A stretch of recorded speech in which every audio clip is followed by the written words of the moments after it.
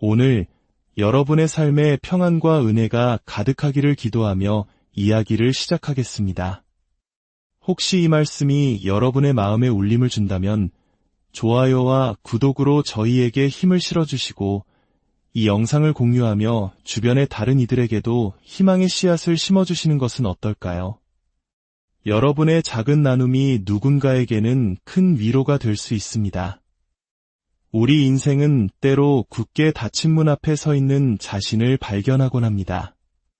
오랫동안 간절히 꿔왔지만 아직 이루어지지 않은 꿈일 수도 있고 영원할 것이라 믿으며 기도했던 관계가 끝나버린 것일 수도 있습니다.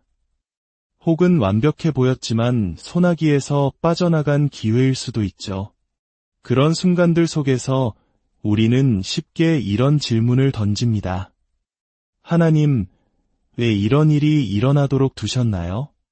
왜 제 삶은 한 걸음도 나아가지 못하는 것처럼 느껴질까요? 하지만 오늘 우리가 함께 나눌 진실은 이것입니다. 하나님께서 안 된다고 말씀하시는 것은 거절이 아니라 우리를 더 좋은 길로 인도하시는 방향 전환이라는 사실입니다. 주님께서 문을 닫으시는 것은 우리를 벌하시기 위함이 아니라 우리를 보호하고 더 위대한 것을 위해 준비시키기 위함입니다. 모든 닫힌 문은 하나님께서 당신을 위해 예비해 두신단 하나의 문으로 당신을 이끌고 계시다는 신호입니다. 요한계시록 3장 8절은 이렇게 말씀합니다. 볼지어다 내가 내 앞에 열린 문을 두었으되 능히 닫을 사람이 없으리라. 우리가 인생의 지도를 그리려 할 때 우리는 종종 우리가 아는 것, 경험한 것, 그리고 상상할 수 있는 것의 한계 안에서 계획을 세웁니다. 이것이 바로 인간적인 시야의 한계입니다. 우리의 시야는 좁고 불완전하며 현재의 상황에 의해 쉽게 흔들립니다. 반면에 하나님께서는 시작부터 끝까지 우리 삶의 전체 그림을 보고 계십니다. 주님은 우리가 어디에서 왔는지, 지금 어디에 있는지, 그리고 어디로 가야 하는지를 모두 알고 계십니다. 그렇기에 하나님의 계획은 언제나 우리의 계획보다 클 수밖에 없습니다. 그분의 계획은 단순히 규모가 더 큰 것이 아닙니다. 그 안에는 우리가 상상할 수 없는 더 풍성한 의미와 더 깊은 목적, 그리고 우리 스스로는 결코 설계할 수 없는 가장 완벽한 시간이 담겨 있습니다. 우리는 즉각적인 결과를 원하는 경향이 있습니다. 눈앞에 기회가 보이면 하나님, 바로 이겁니다. 지금 당장 이 문을 열어주세요. 라고 기도하죠. 하지만 때로 하나님께서는 이렇게 말씀하십니다. 아이야, 그건 너무 작단다. 나는 너를 위해 더 큰 것을 준비했단다. 문제는 우리의 관점에서 더 큰 것이 종종 아무 일도 일어나지 않는 것처럼 보인다는 점입니다. 우리는 지연을 거절로 해석합니다. 그러나 하나님의 기다림은 우리가 아직 감당할 준비가 되지 않은 미래를 위해 우리를 세우시는 과정인 경우가 많습니다. 만약 하나님께서 지금 당장 우리가 구하는 모든 것을 주신다면 그것은 우리에게 축복이 아니라 감당할 수 없는 무게가 되어 우리를 짓누를 수도 있습니다. 우리에게는 아직 그것을 다룰 성숙함이나 힘, 지혜가 부족할 수 있기 때문입니다. 마치 사랑하는 부모가 이제 막 걸음마를 뗀 아이에게 자동차 열쇠를 쥐어주지 않는 것과 같은 이치입니다. 하나님의 계획에는 언제나 준비의 과정이 포함되어 있습니다. 주님의 비전은 우리의 즉각적인 안락함이 아니라 우리의 궁극적인 선을 향해 있습니다. 때로는 막다른 길처럼 보이는 것이 사실은 하나님께서 예비하신 거룩한 우회로일 때가 있습니다. 성경 속 모세의 삶을 생각해 보십시오. 그는 파라오의 궁전에서 권력과 특권을 누리며 자랐습니다. 인간적인 관점에서는 그가 이집트에서 바로 이스라엘 백성을 해방시키는 것이 가장 합리적인 방법처럼 보였을 겁니다. 하지만 하나님의 계획은 단순히 백성을 이집트에서 이끌어내는 것 이상이었습니다. 그 계획은 그들을 하나의 국가로 빚으시고 하나님의 능력을 드러내시며 모세에게 지도자로서 필요한 강인함을 심어주는 것이었습니다. 이를 위해서는 수년간의 광야 생활이 필요했습니다. 그곳에서 그는 겸손을 배웠고 파라오의 궁정에서는 결코 경험할 수 없었던 하나님과의 깊은 만남을 가졌습니다. 처음에는 이해할 수 없는 길이었지만 그것만이 하나님의 온전한 목적을 이룰 수 있는 유일한 길이었습니다. 우리는 종종 첫걸음을 떼기도 전에 여정 전체를 보여달라며 하나님께 명확함을 구합니다. 하지만 믿음은 그런 식으로 작동하지 않습니다.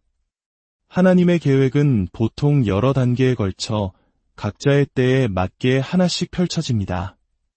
지금 당장은 목적지가 보이지 않을지라도 하나님께서는 그곳을 분명히 보고 계십니다. 예레미야 29장 11절 말씀은 우리에게 큰 위로를 줍니다. 여호와의 말씀이니라 너희를 향한 나의 생각을 내가 안하니 평안이요 재앙이 아니니라 너희에게 미래와 희망을 주는 것이니라 주목하십시오. 이 말씀은 내가 항상 그 계획을 알게 될 것이다 라고 말하지 않습니다. 내가 그 계획을 안다고 말씀하십니다. 이는 우리의 안전이 계획에 대한 우리의 이해에서 오는 것이 아니라 그분의 신실하심에서 온다는 것을 의미합니다. 우리가 모든 것을 알아내려 애쓸 필요가 없습니다. 그저 그분께서 이미 모든 것을 완벽하게 계획해 두셨음을 신뢰하기만 하면 됩니다. 우리가 받아들일 수 있는 가장 자유로운 진리 중 하나는 우리가 우리 운명의 설계자가 아니라는 사실입니다. 우리에게는 선택과 행동, 그리고 순종에 대한 책임이 있습니다. 하지만 모든 결과를 알아야 하는 그 무거운 짐을 우리가 짊어질 필요는 없습니다. 하나님의 계획은 주권적입니다. 그 계획은 우리가 실수라고 생각했던 것들까지도 엮어서 선한 것으로 만들어내십니다. 우회로, 지연, 마음의 상처, 그리고 예상치 못한 놀라움까지도 모두 하나님께서 우리 삶에 그려나가시는 걸작의 일부가 됩니다. 여러분의 삶에서 문이 닫힐 때 그것은 때로 지극히 개인적인 거절처럼 느껴질 수 있습니다. 내가 부족했나? 기회를 놓친 건가? 실패한 건가? 스스로에게 질문을 던지기 시작합니다. 하지만 하나님의 나라에서 닫힌 문은 거절을 의미하는 경우가 거의 없습니다. 오히려 그것은 보호를 의미할 때가 훨씬 더 많습니다. 하나님께서는 우리가 아직 볼 수 없는 위험과 함정을 보고 계십니다. 그리고 그분의 사랑 안에서 우리를 안전하게 지키시기 위해 특정 길을 막으시는 것입니다. 우리가 상실이라고 해석하는 것이 실제로는 하나님의 자비가 일하고 있는 것일 수 있습니다. 사도행전 16장을 보면 바울과 그의 동료들은 특정 지역에서 복음을 전하기를 원했지만 성령께서 그들을 막으셨습니다. 그곳의 사람들이 중요하지 않아서가 아니었습니다. 하나님께서 바울을 위해 역사의 흐름을 바꿀 다른 사명을 준비하고 계셨기 때문입니다. 만약 바울이 닫힌 문을 억지로 밀고 들어갔다면 그는 하나님께서 준비하신 더 위대한 기회를 놓쳤을지도 모릅니다. 이것이 바로 닫힌 문이 가진 의미입니다. 닫힌 문은 단순히 우리를 잘못된 장소로부터 막는 것이 아니라 우리를 올바른 장소로 인도하기 위함입니다. 마치 목자가 양떼를 낭떠러지에서 멀리 이끄는 것과 같습니다. 양들은 원하는 곳으로 가지 못해 불평할 수 있지만 목자의 시선은 오직 보호와 돌봄에 있습니다.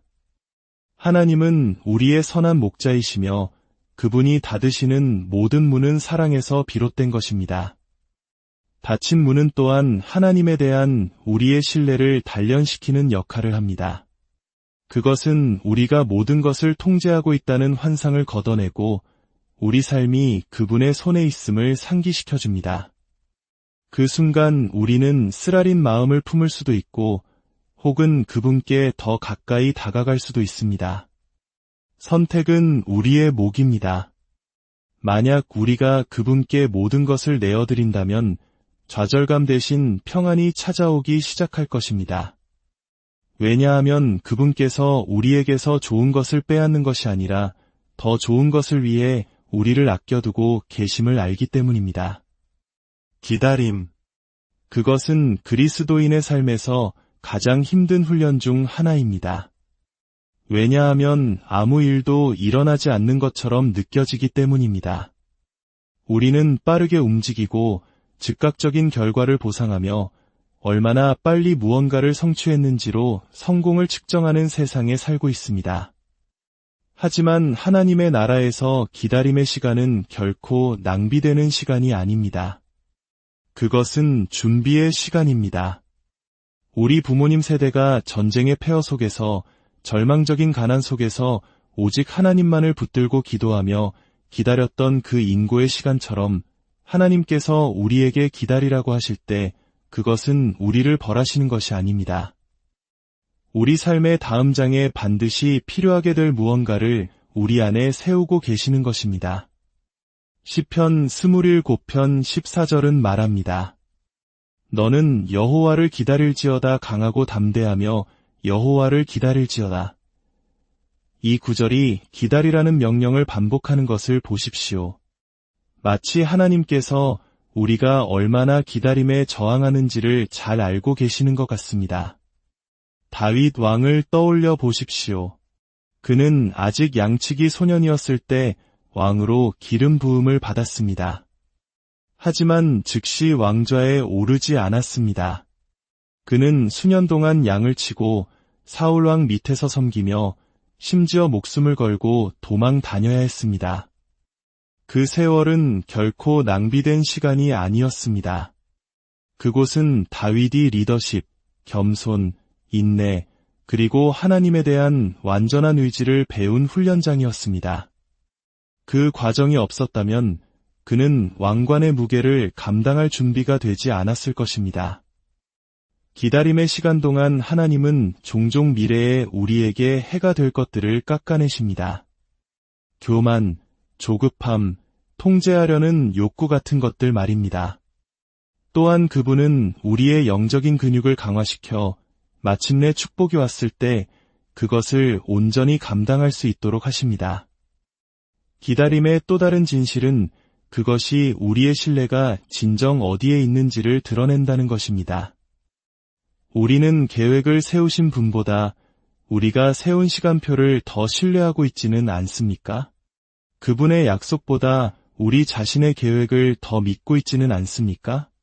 기다림이 길어질수록 우리는 자신의 의지를 내려놓고 그분의 뜻에 온전히 자신을 맞추도록 초대받습니다. 그것은 우리의 상황뿐만 아니라 우리의 영혼을 위한 정년 과정입니다. 기억하십시오. 기다림이 아무것도 하지 않음을 의미하는 것은 아닙니다. 우리는 그 시간 동안에도 여전히 성장하고 배우고 섬길 수 있습니다. 하나님과의 관계를 더욱 깊게 하고 우리의 기술을 연마하며 지금 있는 자리에서 감사하며 살아갈 수 있습니다. 마침내 때가 되어 하나님께서 문을 여실 때 우리는 뒤를 돌아보며 그 기다림이 지연이 아니라 여정의 필수적인 부분이었음을 깨닫게 될 것입니다. 한때 하나님께서 우리를 맡고 계신다고 생각했던 것이 사실은 우리를 축복을 받기 위함만이 아니라 그 축복을 지속하기 위해 세우고 계셨다는 것을 알게 될 것입니다. 하나님께서 문을 여실 때 그것은 평범한 기회가 아닙니다. 그것은 어떤 사람도, 어떤 상황도, 어떤 반대도 닫을 수 없는 거룩한 약속입니다. 요한계시록 3장 8절의 약속처럼 하나님께서 당신을 위해 길을 정하셨다면 그 길은 그분의 권위 아래 안전합니다.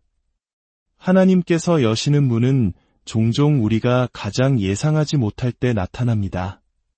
아무것도 움직이지 않는 것처럼 보이는 계절에 갑자기 우리 힘으로는 결코 만들어낼 수 없었던 기회가 나타납니다. 그분의 시간은 우리의 일정에 묶여있지 않기 때문입니다. 그분은 한순간에 우리를 무명에서 영향력 있는 자리로, 기다림에서 소명을 향한 걸음으로 옮기실 수 있습니다. 하나님의 문일 때 우리는 억지로 열 필요가 없습니다. 조종하거나 우리의 가치를 타협하거나 억지로 밀고 들어갈 필요가 없습니다. 열쇠를 쥐고 계신 분이 우리를 이끌고 계시기 때문에 올바른 문은 자연스럽게 열립니다. 성경 속 에스더를 보십시오. 젊은 유대인 여성이었던 그녀는 자기 민족을 멸망에서 구하기 위해 바로 그 적절한 때에 왕비가 되었습니다.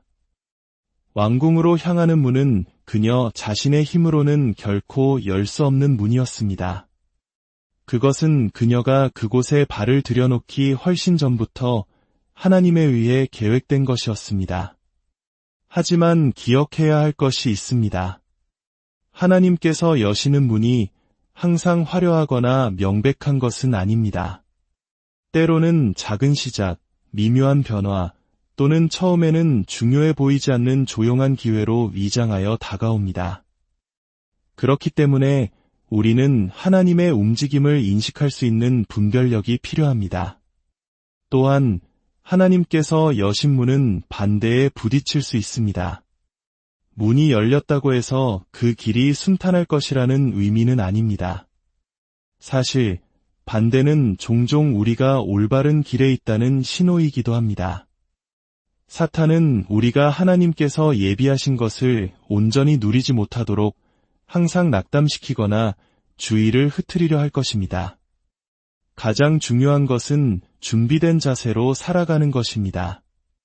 현재의 자리에서 충실하고 기술을 연마하며 그분과의 관계를 깊게 하고 순종하며 걷는 것입니다. 준비된 자는 기회가 왔을 때 당황하지 않습니다. 그것이 무엇인지 알아보고 사람의 인정이 아닌 하나님께서 주신 사명임을 알고 확신에 차서 그 문을 통과할 것입니다. 작은 것에 충성된 자에게 더 큰 것이 맡겨집니다. 누가복음 16장 10절에서 예수님은 이 원리를 분명히 하십니다. 지극히 작은 것에 충성된 자는 큰 것에도 충성되고 작다고 여겨지는 시간은 버려지는 시간이 아닙니다. 그곳은 훈련장입니다. 그곳에서 우리는 자원을 관리하는 법, 압박을 다루는 법, 그리고 아무도 보지 않을 때 겸손을 유지하는 법을 배웁니다. 이 숨겨진 시간들은 공개적인 성공이 결코 줄 수 없는 방식으로 우리를 빚어갑니다.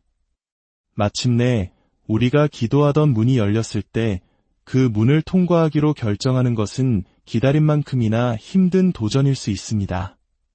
두려움이 속삭이기 시작합니다. 실패하면 어떡하지? 아직 준비가 안 된 것 같아. 이게 정말 하나님으로부터 온 것이 맞을까? 이때 우리에게는 용기가 필요합니다. 여호수아가 약속의 땅으로 이스라엘을 이끌라는 부르심을 받았을 때 하나님께서는 모든 전투에 대한 상세한 계획을 주지 않으셨습니다. 대신 그분은 명령을 주셨습니다. 강하고 담대하라. 내가 어디로 가든지 내 하나님 여호와가 너와 함께 하느니라. 용기는 두려움이 없는 것이 아닙니다. 두려움에도 불구하고 하나님의 임재를 신뢰하며 앞으로 나아가는 것입니다. 열린 문을 통과하는 것은 종종 익숙한 것을 뒤로하고 떠나는 것을 요구합니다. 안전함, 틀에 박힌 일상, 우리를 편안하지만 정체되게 만드는 관계들을 떠나야 할 수도 있습니다. 하지만 하나님께서는 우리를 준비시키지 않고 부르시는 법이 없습니다. 과거의 시간 속에서 우리가 발전시킨 기술, 지혜, 그리고 회복 탄력성이 바로 이 새로운 장에서 필요한 도구들입니다. 용기는 또한 미지의 세계를 끌어안는 것을 의미합니다. 한 걸음 내딛는 것은 믿음의 행위이며 우리의 시력보다 그분을 더 신뢰한다는 선언입니다. 문이 열렸을 때 망설이지 마십시오. 지연된 순종은 불순종이 될 수 있습니다. 내면과 외부에서 들려오는 의심의 목소리에 저항하십시오. 문을 여신 분의 음성에 귀를 기울이십시오. 문을 통과하는 것은 시작일 뿐입니다. 반대편에서 어려움이 닥쳐와도 계속 나아가야 합니다. 결국 용기 있게 문을 통과할 때 당신은 하나님의 약속이 당신의 두려움보다 크다는 것을 선포하는 것입니다. 문을 여신 분이 바로 그분이시기에 당신이 그 길을 걸을 때에도 그분께서 당신을 지탱해 주실 것임을 인정하는 것입니다. 그러면 당신의 관점은 내가 실패하면 어떡하지? 에서 이 일을 통해 하나님께서 어떻게 그분의 능력을 보이실까?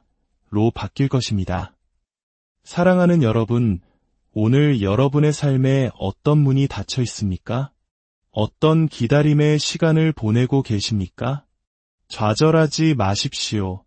하나님께서는 당신을 보호하고 준비시키며 더 위대한 계획으로 인도하고 계십니다. 그리고 마침내 문이 열릴 때 강하고 담대하게 그 문을 통과하십시오. 문을 여신 하나님께서 그 길의 모든 걸음에 당신과 함께 하실 것입니다. 당신의 순종은 다른 이들에게도 하나님을 신뢰하도록 영감을 주는 간증이 될 것입니다. 주님의 이름으로 여러분의 삶을 축복하며 기도합니다. 여러분의 모든 걸음 위에 하나님의 인도하심과 평강이 함께